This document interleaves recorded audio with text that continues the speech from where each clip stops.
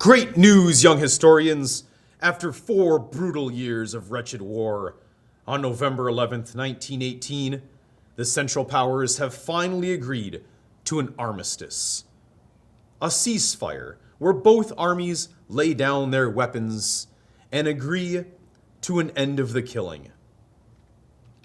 This after 1,607 days of fighting after the assassin's bullet took the life of an Archduke of Austria-Hungary, triggering the alliances.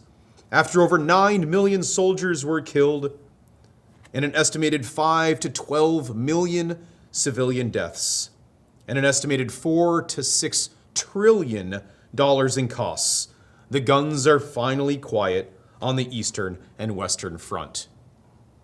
And the President of the United States, Woodrow Wilson, the pacifist who believed in peace, began to write up his plans for how to endure long-lasting peace across Europe. Woodrow Wilson wrote what he called his 14 points for peace, the 14 conditions that he proposed. And he began to think about the reasons that the war began, those main causes, that acronym MAIN. And points 1 through 5 aimed to prevent further conflict. Some examples were to avoid secret treaties that targets alliances, to practice free trade that targets imperialism, to reduce weapon supplies that targets militarism. Points 6 through 13 described new boundaries for many European countries that targets nationalism. And point 14 called for the nations to join a general association of countries to protect each other's independence, basically a large alliance, the League of Nations. And so Woodrow Wilson set sail across the Atlantic Ocean to Paris Français, to the Palace of Versailles. It is very wealthy. It smells of rich mahogany and leather-bound books. And when he arrives in Paris, France, at the Palace of Versailles, Woodrow Wilson says howdy to the other Allied leaders. David Lloyd George says cheerio. Georges Clemenceau of France says bonjour. And Vittorio Orlando of Italy says ciao. Who was left out? The German Empire was told they are not allowed to participate in the peace talks. 9. Now these Allied leaders of England, France, and Italy were determined to punish Germany. They blamed them for the most aggressive actions of the war, and they wanted Germany to suffer the most consequences. The pacifist, Woodrow Wilson, opposed.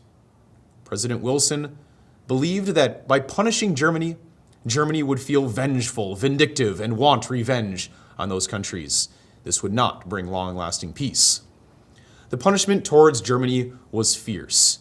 It would force Germany to disband or give up almost all of its military, to give up its colonies around the world, and surrender territory in Europe. And the real kick in the teeth? Germany must pay for the damages and the war deaths incurred by the war. $33 billion they were charged, which would leave Germany in debt for 92 years.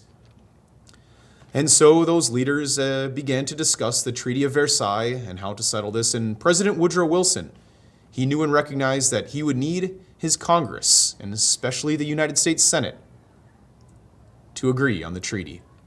And he knew that in order for the League of Nations, this alliance, to be strong, he would need the United States to join. And yes, the League of Nations logo does look like this. Okay. He felt that the United States part of the agreement would make the peace treaty successful and lead to a lasting peace. And so he would need 2/3 of the U.S. Senate, yes, 66.6 senators, to vote in favor of the treaty. And some senators opposed this. Henry Cabot Lodge said, "This will force Americans into war," knowing that if one member of the alliance goes to war, all members of the alliance go to war. He believed that this was the power of the United States Senate to declare war in the first place. And so President Woodrow Wilson knew he needed the support of the nation. He needed the support of the people. So for 22 days, he traveled to 29 U.S. cities, up to 4 times a day, speaking on behalf of the League of Nations. And so after 22 days and 29 cities and speaking up to 4 times a day, President Woodrow Wilson suffered an unfortunate stroke. He He was no longer able to do the duties of the president, and his wife, Edith Wilson, began to act on behalf of the executive branch. Some even called her President Edith Wilson as she was making these decisions. Now, despite this work, the U.S. Senate still voted against the Treaty of Versailles. The United States Senate did not join the League of Nations, weakening the League of Nations without the strength of the United States. Europe before 1914 looked like this, the old empires.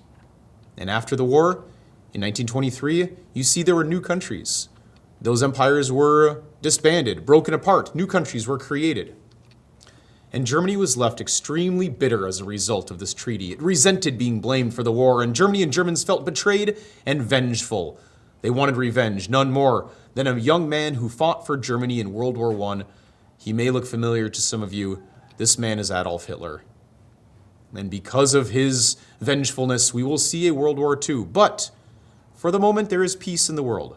The United States and Americans return to a feeling of isolationism. Most Americans wanted to stay out of world affairs and worry about what was going on inside of their own borders. This was the Great War, World War I, and the struggle for peace continues.